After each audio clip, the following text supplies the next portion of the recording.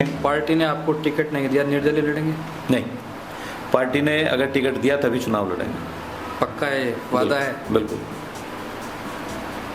सोच लीजिए, क्योंकि पिछले चुनाव में देखा गया था कि आपने तुरंत बसपा ज्वाइन कर ली थी और शाम होते होते आपने पार्टी छोड़ दी थी। नहीं, वो जो मेरे साथ तो मतलब बहुत लोग ऐसे हैं जो ग्रामीण से भी और शहरी आपका क्षेत्र सौदा से काफी भी। भारी है।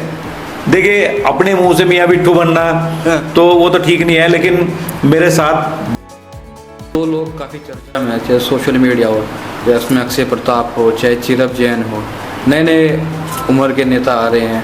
तो आप 28 साल आपको हो गए राजनीति में, तो लगता है कि पार्टी को सोचना चाहिए किसे टिकट देना है किसे नहीं। जी, पिछले चुनाव में बसपा ज्वाइन कर ली थी, उसी दिन सिद्धार्थ होटल में हमने आपके गले में बसपा का पट्टा देखा था।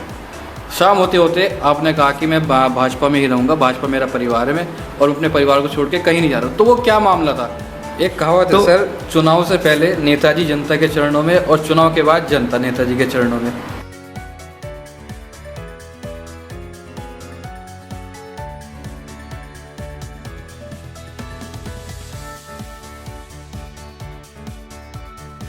नमस्कार, आप देख रहे हैं रुड़की हब और आज हमारा पॉडकास्ट का दूसरा एपिसोड है और हमारे साथ जो हैं जाने माने रुड़की के संजय अरोड़ा जी। सर, आपका बहुत बहुत स्वागत है। धन्यवाद। कैसे हैं आप? बहुत अच्छे। रुड़की भी पूछ रही हैं कैसे हैं आप? बहुत अच्छे है। कहाँ हैं सर आप इतने दिन से? मैं यही हूँ, रुड़की में। तैयारी पूरी है? सामाजिक कार्यों में। चुनाव की तैयारियाँ पूरी है? चुनाव की तैयारी पूरी है। और चुनाव की तैयारी तो देखिए, जो लोग आज नए नए आए हैं, चुनाव की तैयारी तो उन लोगों की चल रही है। मैं तो पिछले 28 वर्षों से सामाजिक फील्ड में हूँ, राजनीतिक फील्ड में हूँ। मुझे तो पार्टी जब भी आदेश देगी मैं तो 2 दिन में तैयार मिलूंगा आपको। नए नए कौन है सर?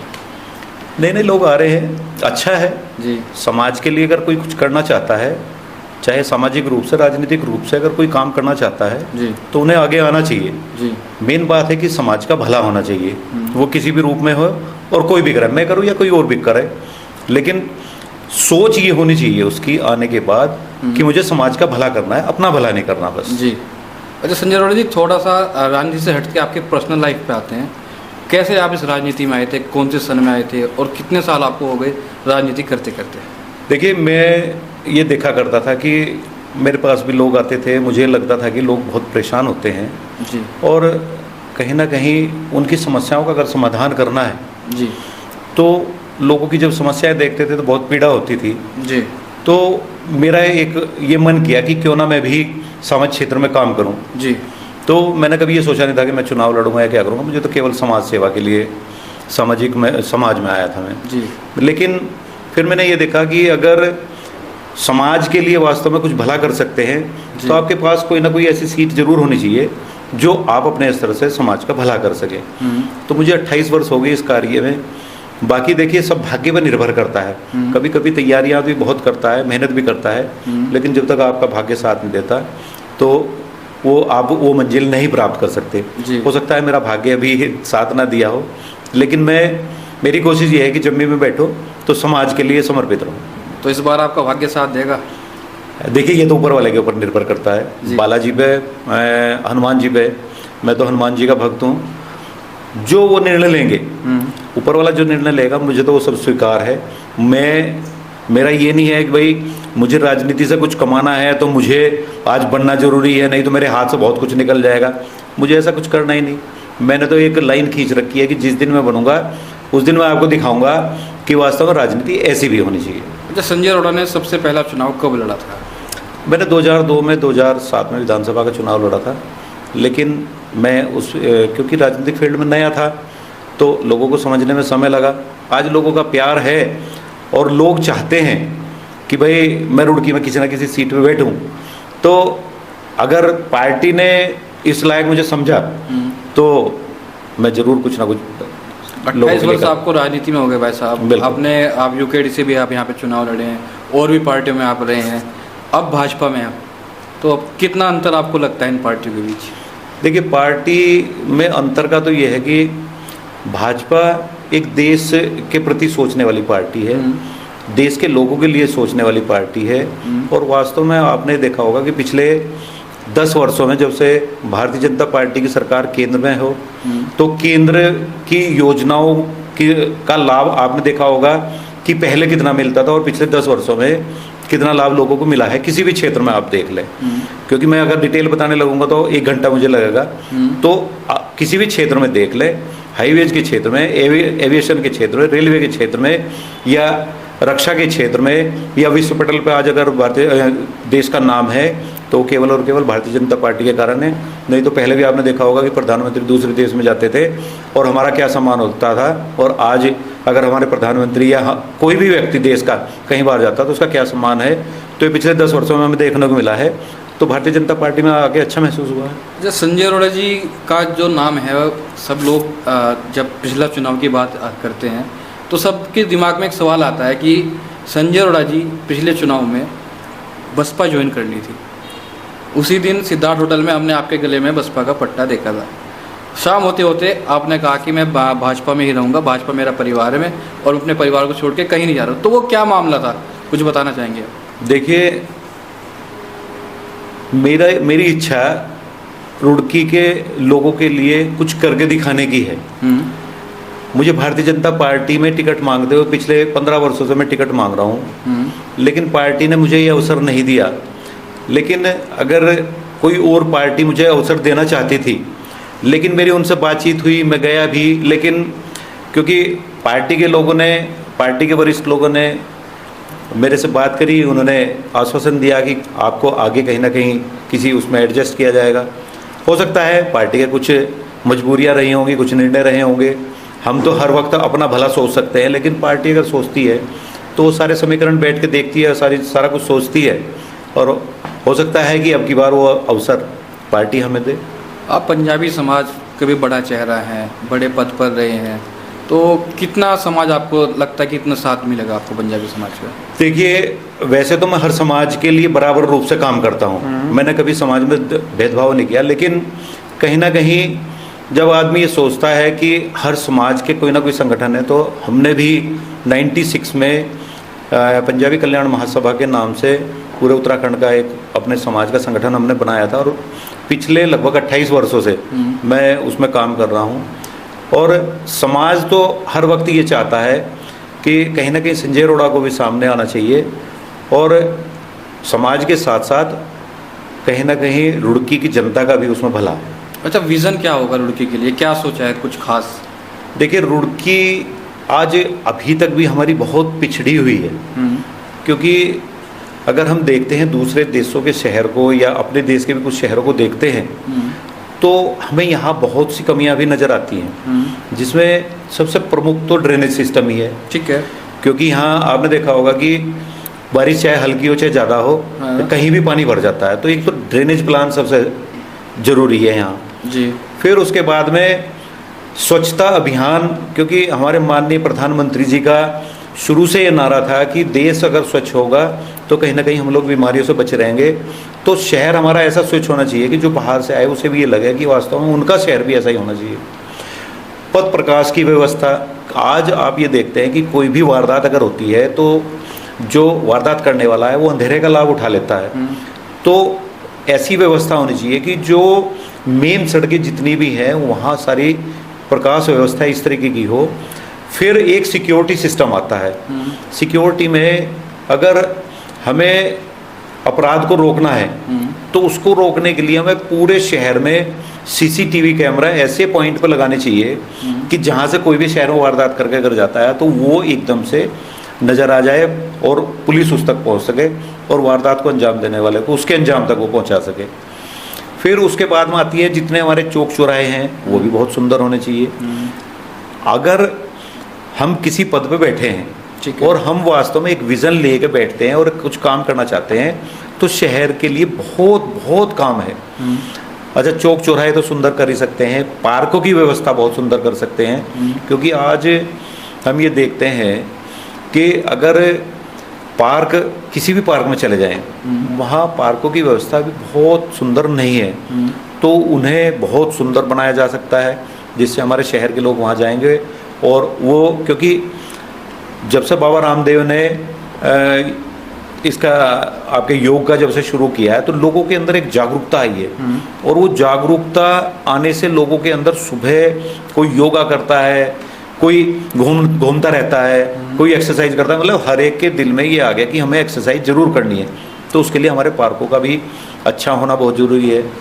आज हमारे शहर में जितने भी जो खुले में वायर जा रहे हैं, वो वायर या तो कहीं से जोड़ लगे हुए हैं, या वो ऐसे जर्जर हो चुके हैं कि वो कहीं भी गिर जाते हैं, पोल खराब हैं। तो एक ऐसी व्यवस्था, चाहे अंडरग्राउंड की अगर व्यवस्था हो, क्योंकि मैंने कुछ देशों में देखा है, कुछ देश के शहरों में भी देखा है कि वहाँ अंडरग्राउंड तारें जा रही हैं और ऊपर से तार जा रहे हैं, उनका पता ही नहीं लगता कि हमारी प्रकाश की व्यवस्था कहाँ से हो रही है। तो ऐसी कुछ व्यवस्थाएं हैं जो हम शहर में कर सकते हैं, और एक नया जीवन, एक नई उमंग के साथ रुड़की के लोग ये सोच के कि वास्तव में रुड़की भी आज एक अच्छा शहर बन गया है, कहीं ना कहीं वो चंडीगढ़ की तर्ज पे। या मैं पिछले कुछ दिनों से चाइना की वीडियो में देख रहा था, वहाँ एक यूट्यूबर है, वो चाइना की वीडियो में दिखा रहे थे वो, तो मैं उन्हें देख रहा था। उनके यहाँ जितनी भी सड़कें हैं, उन सड़कों पर साइडों में उन्होंने प्लांटेशन कर रखी है, बहुत सुंदर प्लांटेशन कर रखी है, और उन्होंने पार्कों की व्यवस्था ऐसी, इतनी बड़े बड़े पार्क बना रखे कि बच्चे क्या, बड़े क्या, बुजुर्ग क्या, सब लोग पार्कों में वहाँ घूमने जाते हैं। तो देख कर लगता है अच्छा, उनके यहाँ जो गाड़ियाँ हैं, टैक्सियाँ हैं, वो ड्राइवरलेस गाड़ियाँ हैं। तो ऐसी व्यवस्थाएं रुड़की में भी करी जा सकती हैं।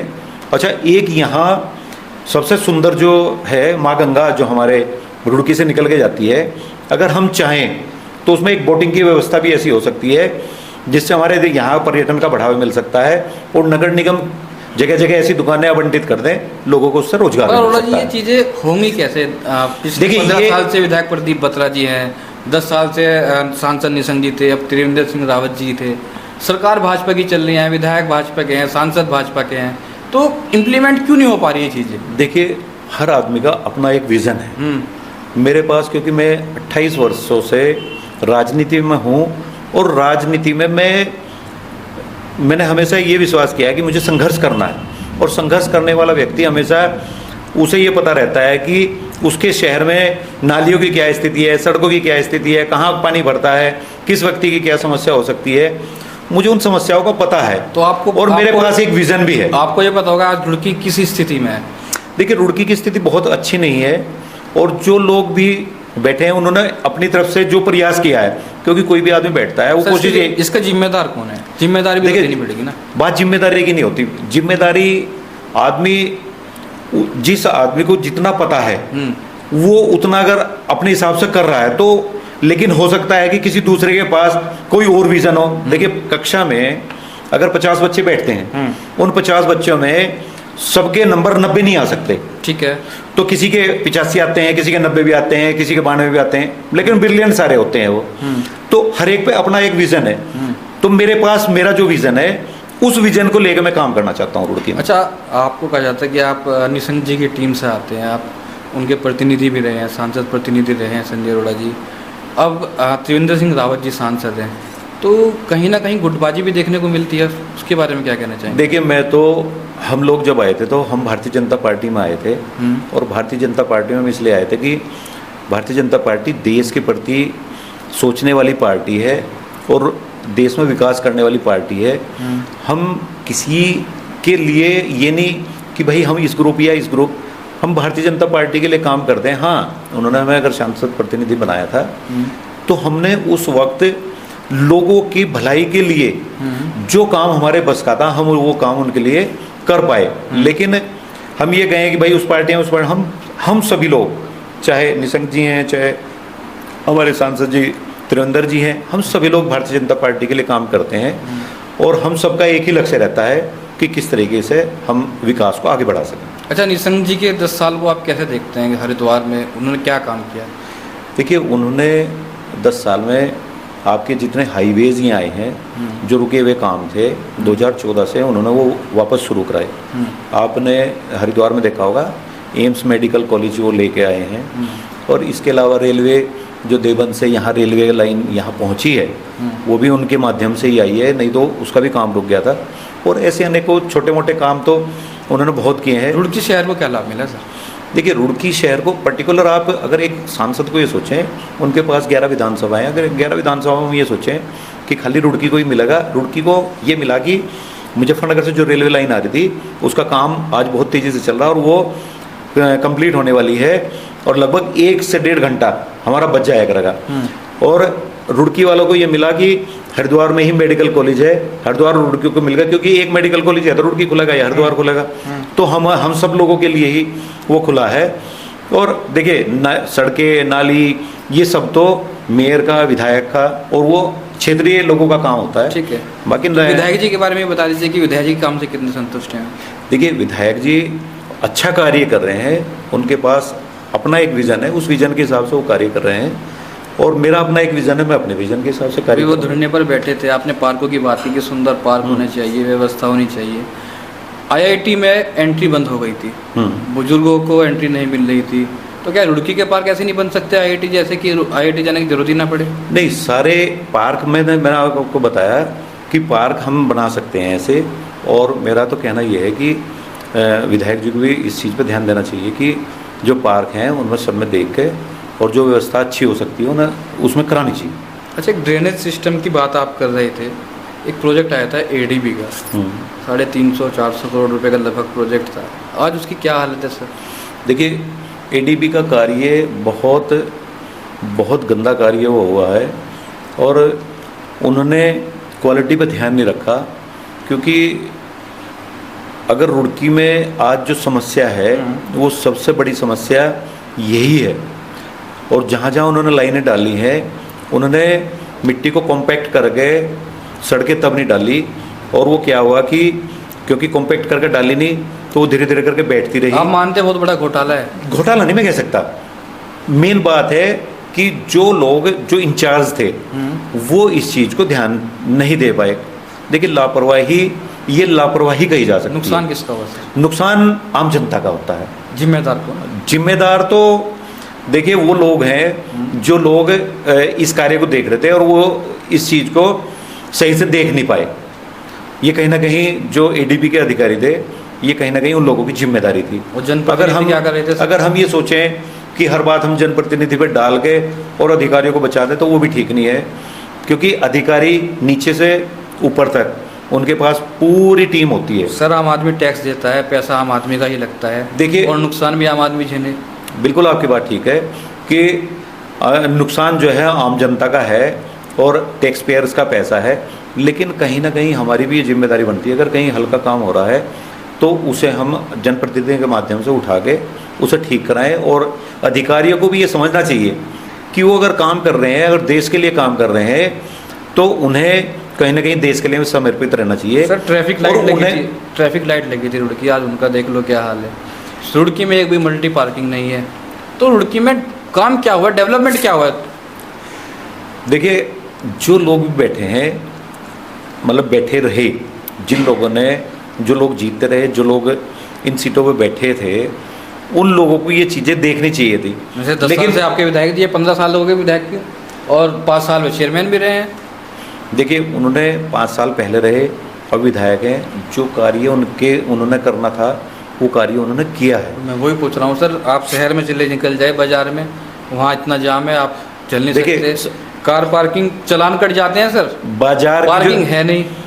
बाजार का जो एनक्रोचमेंट का मामला है, देखिए जो लोग वहाँ बैठे रहते हैं, पहले तो हम लोग ही ये कोशिश करते हैं वो किसी तरह से बैठ जाए, फिर जब उसे अधिकारी उठाने के लिए जाते हैं फिर सभी लोग ये कहने लगते हैं भाई ये इन्हें क्यों उठा दिया। तो कहीं ना कहीं इसमें फंसता कौन है? जनप्रतिनिधि। तो ये तो जिम्मेदारी चाहे हमारी हो, चाहे जनप्रतिनिधि की हो, चाहे अधिकारी की हो। अगर कोई काम गलत हो रहा है तो उसे उसमें हमें सबका सहयोग करना चाहिए। चाहे जनता किस पर विश्वास करे सर? नहीं, जनता देखो सामने से बैठाना पड़ेगा।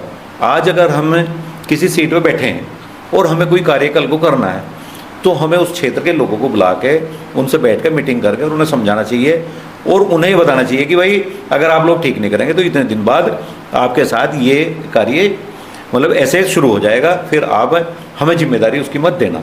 एक कहावत है सर, चुनाव से पहले नेताजी जनता के चरणों में और चुनाव के बाद जनता नेताजी के चरणों में। तो ये तो सत्य होती हुई दिखती है अगर देखा जाए तो। देखिए, जो लोग इस सोच के साथ राजनीति में आते हैं कि मुझे 5 साल 4.5 साल काम नहीं करना और 6 महीने मुझे जनता के बीच में रहना है, ये सोच उन लोगों की हो सकती है। आपने मुझे देखा होगा कि मैं पिछले 28 वर्षों से, चाहे मैं चुनाव लड़ा या नहीं लड़ा, मैंने कोई भी क्षेत्र में काम करने से मैं कभी पीछे नहीं हटा। ठीक है। आपने देखा होगा, मैं कभी ये नहीं सोचता कि भाई चुनाव आएगा तभी मैं लोगों के लिए काम करूंगा। आपने देखा होगा, चाहे थाने में हो, चाहे कचहरी में हो, चाहे कहीं भी देखा होगा, मैं आपको वहाँ किसी ना किसी के साथ मिला हूँ और किसी ना किसी के लिए काम के लिए ही मिला हूँ। और आप ये भी देख सकते होंगे कि आज तक आपने ये भी नहीं सुना होगा कि मैंने किसी से किसी का पैसा लेके और मैंने उसका कार्य किया। और यही लाइन अगर प्रभु का आशीर्वाद रहा, अगर मैं कुछ बना, तो यही लाइन मैं वहाँ खींच के दिखाऊंगा। आपको ये सुनने को नहीं मिलेगा कि संजय अरोड़ा ने किसी से 1 रुपये लेकर भी किसी का काम किया या किसी चीज़ में आपको भ्रष्टाचार सुनने को मिला। ऐसा कभी सोच भी नहीं सकता। अच्छा अरोड़ा जी, आपको नहीं लगता कि जो अच्छे लोग होते हैं, जिनकी अच्छी सोच होती है, पार्टी उन लोगों को आगे नहीं करती, टिकट ही नहीं देती? देखिए, ये निर्भर करता है, पार्टी के समीकरणों पर निर्भर करता है। कभी कभी पार्टी के सामने ऐसी दुविधाएं आ जाती हैं कि वो ये सोचती है कि इसे टिकट दें या उसे टिकट दें, तो वो उन्हें सारे समीकरण बैठाने पड़ते हैं। देखो, आप समझ सकते हैं कि राजनीति में सारे समीकरण बनाने पड़ते हैं, कहाँ से कौन है, कहाँ से महिला है, कहाँ से किस व्यक्ति को देना है। तो वो कभी कभी हो जाती है मजबूरियाँ। और फिर सबसे बड़ी बात चीज़ होती है भाग्य। जब आपका भाग्य अच्छा होगा तो पार्टी घर से बुलाने आ जाएगी, चलो भाई अब की बार आपको देंगे। और अगर भाग्य में नहीं है तो हम कितनी भी मेहनत कर लें तो लेकिन कोई पूछेगा नहीं। तो अच्छा, इसलिए 2 मेयर रुड़की के रहे हैं। यशपाल राणा प्रथम मेयर थे, उसके बाद गौरव गोयल। दोनों का कार्यकाल आपने देखा, तो आपके हिसाब से किसका कार्यकाल आपको ठीक लगा? देखिए, दोनों ने अपने हिसाब से जो भी कार्य किया, हो सकता है उन्होंने अपना प्रयास पूरा किया होगा, लेकिन मेरा अपना एक विजन है। मैं किसी की तुलना करके अपने विजन को अच्छा और दूसरे को खराब बताना नहीं। आपने ऑब्जर्व तो करा होगा, भाई इसने ये गलती करी है, मैं ये नहीं करूंगा, या इसने ये काम अच्छे किया, मैं इससे और बेटर करूंगा। नहीं, मैं कभी किसी के साथ तुलना ही नहीं करना चाहता। क्योंकि जो भी आदमी सीट पे बैठता है वो हमेशा अपना अच्छे से अच्छा देने की कोशिश करता है। लेकिन जब अगर हम बैठेंगे और हमारा कार्यकाल निकलेगा, ये तुलना तो हम तब करेंगे कि उनका अच्छा था या उनका अच्छा था या हमारा अच्छा था। तो ये तुलना करना आज मेरे लिए तो अभी ये जायज़ नहीं है कि मैं उनकी तुलना किसी से कर ये बताऊं। हाँ, सब अपने विजन से काम करते हैं। उन्होंने अपने विजन से काम किया, उन्हें लगा कि हमने जो काम किया वो अच्छा किया, तो हो सकता है उन्होंने अच्छा किया होगा। लेकिन मेरा अपना एक विजन है रुड़की। आजकल 2 लोग काफ़ी चर्चा में है, चाहे सोशल मीडिया हो, या उसमें अक्षय प्रताप हो, चाहे चिरब जैन हो, नए नए उम्र के नेता आ रहे हैं। तो आप 28 साल आपको हो गए राजनीति में, तो लगता है कि पार्टी को सोचना चाहिए किसे टिकट देना है, किसे नहीं? देखिए, पार्टी को मेरा तो मानना ये है कि पार्टी अगर मुझे टिकट दे तो मैं एक विज़न के साथ काम करना चाहता हूँ। लेकिन पार्टी किसी को भी टिकट दे, क्योंकि वो लोग भी मेहनत कर रहे हैं, वो लोग भी समाज का अगर भला करना चाहते हैं, और पार्टी को ये लगता है कि भाई हम सब में कौन पार्टी का भला, कौन पार्टी का और कौन समाज का भला ज़्यादा कर सकता है, तो पार्टी उसे टिकट देगी और किसी को भी देगी। तो मुझे कोई ऑब्जेक्शन नहीं है। पार्टी ने आपको टिकट नहीं दिया, निर्दलीय लड़ेंगे? नहीं, पार्टी ने अगर टिकट दिया तभी चुनाव लड़ेंगे। पक्का है, वादा है? बिल्कुल। सोच लीजिए, क्योंकि पिछले चुनाव में देखा गया था कि आपने तुरंत बसपा ज्वाइन कर ली थी और शाम होते होते आपने पार्टी छोड़ दी थी। नहीं, वो ज्वाइन नहीं करी थी, वो तो कुछ कारण ऐसे होते हैं। कभी कभी देखो, कभी कभी आदमी को नाराजगी बहुत ज़्यादा हो जाती है, और नाराजगी होती किससे है? अपने से ही हमेशा नाराजगी होती है। मैं अनजान व्यक्ति से तो नाराजगी नहीं कर सकता। जहाँ मैं हूँ, अगर मैं अपने लोगों से नाराजगी व्यक्त कर रहा हूँ और फिर भी मैं अपने लोगों के साथ चल रहा हूँ, यानी कि मैं उनके निर्णयों के साथ चल रहा हूँ, तो कभी कभी अपने नाराजगी दिखानी पड़ती है। और जब नाराजगी दिखाई तो मना मनाई हुई तो अपने लोगों के साथ रहे। तो संजय अरोड़ा जी का आज घर जो अभी बना है नया, वो काफ़ी चर्चा में है शहर में, तो उससे आपकी सोच का भी पता लगता है कि बहुत सुंदर आपने घर बनाया है। आपके प्रोजेक्ट जो ग्रैंड फॉर्च्यून है अभी नया चल रहा है, तो ये जो आपकी सोच है, रुड़की वालों को इसका फ़ायदा मिलेगा? देखिए, मैं हमेशा ये चाहता हूँ कि कोई भी काम हो वो क्वालिटी, अच्छी क्वालिटी हमेशा उस काम की आनी चाहिए। और अगर देखो खराब काम करने वाली तो दुनिया पड़ी है। आज अगर आपको शहर में लोगों से अपनी इज्जत करवानी है तो उसके लिए आपको काम भी उनके मन मुताबिक करना होगा।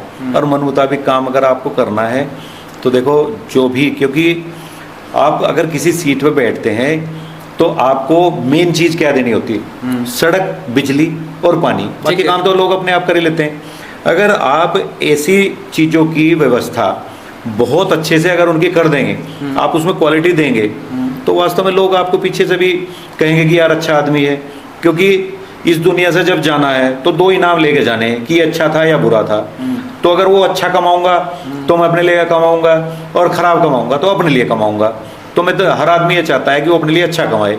तो मैं तो यही कोशिश करता हूँ कि अगर हम इस दुनिया से जाएँ तो लोग बाद में यही कहें यार ये अच्छा व्यक्ति था, इसने शहर के लिए अच्छा किया, हमारे लिए अच्छा किया।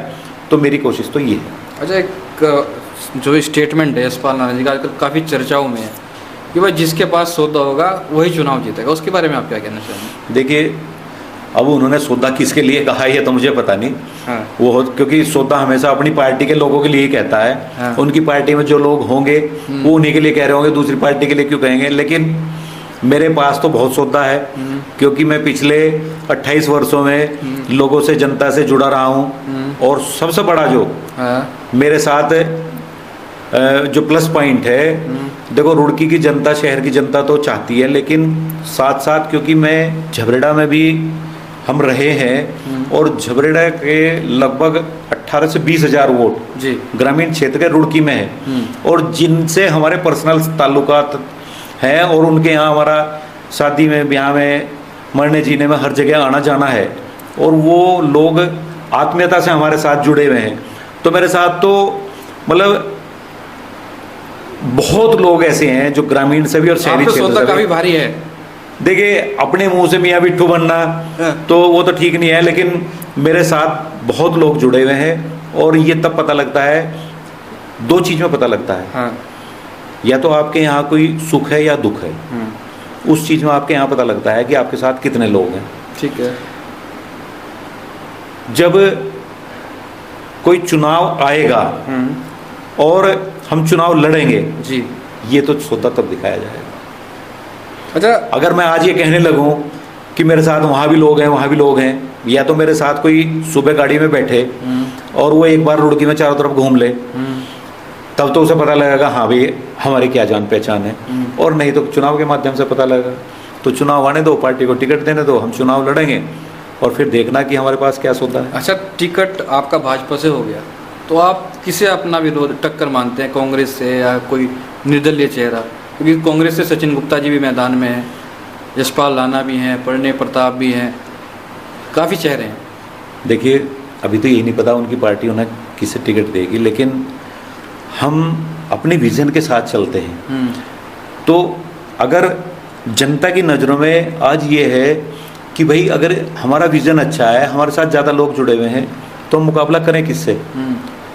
देखिए, हमारा वोट और पार्टी का वोट मिलके आज एक रुड़की में ताकत बन सकता है। क्योंकि आपने देखा होगा कि पिछले जब से उत्तराखंड बना है, लगभग 4 चुनाव हमारे उत्तराखंड में हो चुके हैं नगर निकाय के, लेकिन आज तक रुड़की में किसी पार्टी का व्यक्ति नहीं जीत पाता। उसका कारण यही रहता है कि आपने वो चेहरों को टिकट नहीं दे पा रहे। यही मतलब हो सकता है कि जिन्हें जनता पसंद नहीं कर रही और जिन्हें जनता पसंद करती है उन्हें पार्टियां टिकट नहीं दे रही, इसलिए कहीं ना कहीं निर्दलीय जीत जाता है। तो मेरा तो कहना यह है कि भारतीय जनता पार्टी इस बार मुझे अवसर दे, और टक्कर की तो कोई ऐसी बात ही नहीं है, हम पार्टी के लिए सीट निकाल के दिखाएंगे। अच्छा, जाते जाते रुड़की की जनता को क्या संदेश देना चाहेंगे? देखिए, रुड़की की जनता बहुत पढ़ी लिखी जनता है, रुड़की की जनता बहुत सौम्य स्वभाव की जनता है, और वो कहीं ना कहीं पिछले कई वर्षों से रुड़की में बहुत समस्याओं से जूझ रही है। और मेरा उनसे ये अनुरोध है कि अगर पार्टी ने हमें टिकट दिया तो हम उनकी उन उम्मीदों पर खरा उतरेंगे, और जो उम्मीद उन्होंने पिछले कई वर्षों से हर जनप्रतिनिधि से लगाई है, उस उम्मीद पर हम खरा उतरने की कोशिश करेंगे। और रुड़की की जनता को हम धन्यवाद भी देंगे, क्योंकि बहुत शांत स्वभाव की रुड़की की जनता है, हम उन्हें धन्यवाद भी देंगे कि कोई भी जनप्रतिनिधि कैसा भी काम कर दे, लेकिन वो बेचारे ज़्यादा विरोध किसी का करते नहीं। तो उनका मैं सभी का इस आपके रुड़की हब के चैनल के माध्यम से, क्योंकि रुड़की हब आज रुड़की में क्या आसपास क्षेत्र में उत्तराखंड में बहुत अच्छा कार्य रुड़की हब भी कर रहा है, और रुड़की के सामाजिक मुद्दों को और जितने भी यहाँ की समस्याओं को समय समय पर उठाता रहता है। तो रुड़की की जनता के साथ साथ मैं रुड़की हब का भी बहुत बहुत धन्यवाद करता हूँ। तो ये थे हमारे साथ संजय अरोड़ा जी। आपको ये पॉडकास्ट कैसा लगा कमेंट करके बताइएगा, शेयर कीजिएगा, लाइक कीजिएगा। धन्यवाद। और इसके साथ ही मैं सभी को आगामी पर्वों की बहुत बहुत शुभकामनाएं देता हूँ।